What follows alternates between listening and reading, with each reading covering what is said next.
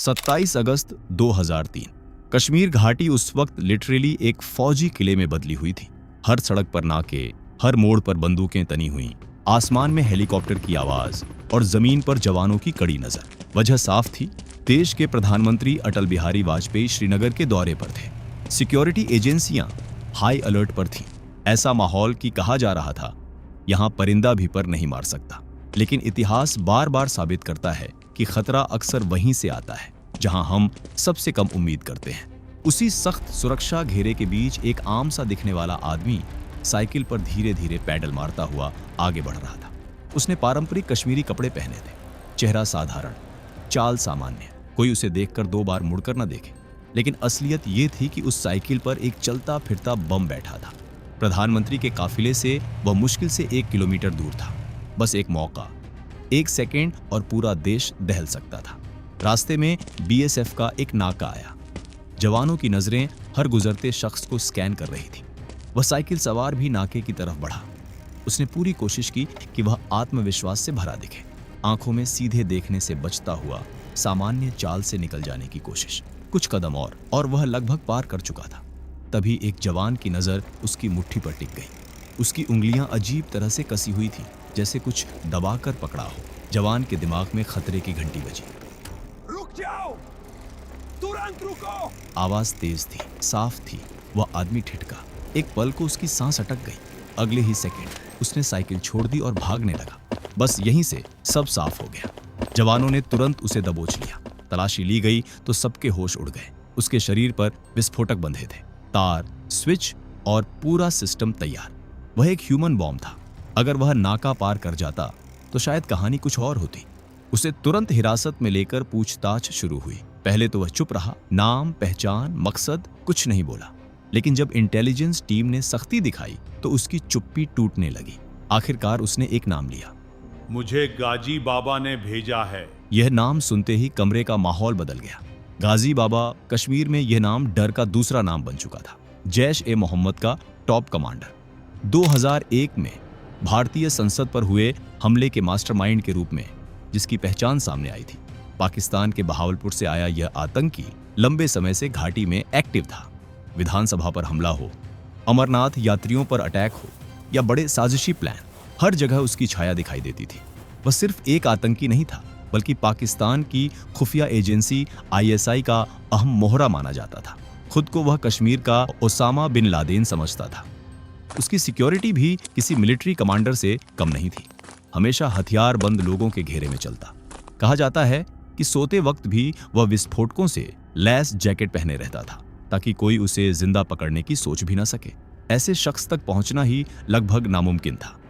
लेकिन बीएसएफ में एक अफसर थे जो महीनों से उसकी तलाश में लगे थे। नरेंद्र दुबे। शांत, धैर्यवान और बेहद फोकस्ड। उन्होंने गाजी को सिर्फ एक टारगेट नहीं, बल्कि एक मिशन बना लिया था। जब पकड़े गए साइकिल सवार ने बताया कि उसका नाम आंसर है और वह गाजी का करीबी है, तो दुबे ने खुद उससे पूछताछ की कमान संभाली। आंसर से मिली जानकारी के आधार पर एक ठिकाने पर रेड की गई, लेकिन गाजी वहां से निकल चुका था। यह उसकी पुरानी आदत थी, एक जगह ज्यादा देर नहीं रुकना। दुबे को गुस्सा आया, लेकिन हताशा नहीं। उन्होंने इलाके की बारीकी से छानबीन शुरू की। आसपास के लोगों से पूछताछ, मूवमेंट का पैटर्न, सप्लाई चेन, सब पर नजर। इसी दौरान एक बढ़ई पर शक हुआ, जो अक्सर एक संदिग्ध मकान में आता जाता देखा गया था। उसे हिरासत में लिया गया। दुबे ने उससे सीधे कहा, देखो, खेल खत्म होने वाला है, सच बोल दो वरना तुम्हारे लिए मुश्किल हो जाएगी। बढ़ई की आंखों में डर साफ था। कुछ देर चुप रहने के बाद उसने कांपती आवाज में एक पता बताया। नूरबाग, श्रीनगर। 30 अगस्त 2003। सुबह के करीब 3 बजे। अंधेरा घना था, लेकिन ऑपरेशन की तैयारी पूरी थी। नरेंद्र दुबे अपने 3 भरोसेमंद साथियों के साथ उस 3 मंजिला इमारत के बाहर खड़े थे। पूरी बिल्डिंग को चारों तरफ से घेर लिया गया था। यह मिशन सीधा था, या तो गाजी खत्म होगा या फिर यह टीम। ऑपरेशन शुरू हुआ। टीम धीरे धीरे अंदर घुसी। ग्राउंड फ्लोर क्लियर, कोई हलचल नहीं। फर्स्ट फ्लोर भी खाली मिला। हर कदम पर सावधानी, हर दरवाजे के पीछे खतरे की आशंका। सेकंड फ्लोर पर एक महिला मिली। पहचान की पुष्टि हुई, वह गाजी की पत्नी थी। उसे सुरक्षित बाहर निकाला गया। अब बची थी तीसरी मंजिल। सीढ़ियां चढ़ते हुए सबकी उंगलियां ट्रिगर पर थीं। दरवाजा खोला गया। कमरा पहली नजर में खाली लगा। सामान सधा हुआ, कोई मूवमेंट नहीं। एक पल को लगा कि शायद फिर हाथ से निकल गया। दुबे ने कमरे का निरीक्षण किया। तभी उनकी नजर दीवार पर लगे एक बड़े शीशे पर गई। कुछ अजीब था। कमरे के अनुपात के हिसाब से वह शीशा असामान्य लग रहा था। एक जवान धीरे से आगे बढ़ा। उसने हाथ बढ़ाकर शीशे को छुआ। शीशा हल्का सा हिला। बस उसी पल सब समझ आ गया। वह शीशा नहीं, एक नकली दीवार थी। उसके पीछे एक छिपा हुआ बंकर। जैसे ही कवर हटाया गया, अंदर से गोलियों की बौछार शुरू हो गई। साथ में ग्रेनेड भी फेंके गए। कमरा छोटा था, कवर लेने की जगह बेहद सीमित। अचानक सब कुछ गोलियों की आवाज से गूंज उठा। इसी बीच एक जवान, बलवीर सिंह, गोली लगने से गिर पड़े। टीम के लिए यह बड़ा झटका था। नरेंद्र दुबे पीछे हट सकते थे, लेकिन उन्होंने आगे बढ़ने का फैसला किया। गोलियों की दिशा पहचानते हुए उन्होंने जवाबी फायर शुरू किया। उसी दौरान 2 गोलियां उनके पेट में लगी। खून तेजी से बहने लगा। दर्द असहनीय था, लेकिन उन्होंने ट्रिगर नहीं छोड़ा। लगभग गिरते हुए भी उन्होंने अपनी पूरी मैगजीन उस बंकर की तरफ खाली कर दी। उन्हें तुरंत अस्पताल भेजा गया। दूसरी तरफ ऑपरेशन जारी रहा। अब यह सिर्फ एनकाउंटर नहीं था, बल्कि खुली जंग थी। अंदर छिपे आतंकी लगातार फायरिंग कर रहे थे। बीएसएफ ने पूरी ताकत झोंक दी। घंटों तक गोलीबारी चलती रही। आसपास का इलाका सील कर दिया गया। आम लोगों को सुरक्षित हटाया गया। करीब 10 घंटे तक ऑपरेशन चला। आखिरकार भारी फायर पावर और रॉकेट लॉन्चर के इस्तेमाल से उस हिस्से को ध्वस्त किया गया जहां बंकर था। धुआं छंटने के बाद जब जवान अंदर पहुंचे तो 3 शव पड़े थे। उनमें से एक वही चेहरा था जिसकी तलाश एजेंसियां लंबे वक्त से कर रही थी, गाजी बाबा। उसकी मौत सिर्फ एक आतंकी के खात्मे की खबर नहीं थी, ये एक नेटवर्क की रीढ़ टूटने जैसा था।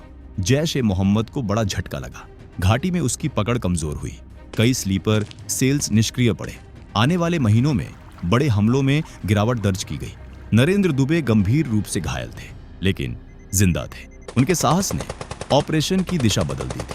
अगर उस पल उन्होंने हिम्मत न दिखाई होती तो शायद नुकसान और बड़ा होता। ये कहानी सिर्फ गोलियों और बारूद की नहीं है, बल्कि उस मानसिक ताकत की है जो हर फौजी अपने भीतर लेकर चलता है। आज हम सोशल मीडिया पर ट्रेंड करने वाले नाम आसानी से याद रखते हैं, लेकिन ऐसे अफसर जो चुपचाप देश की सुरक्षा में अपनी जान दांव पर लगा देते हैं, उनके बारे में बहुत कम लोग जानते हैं।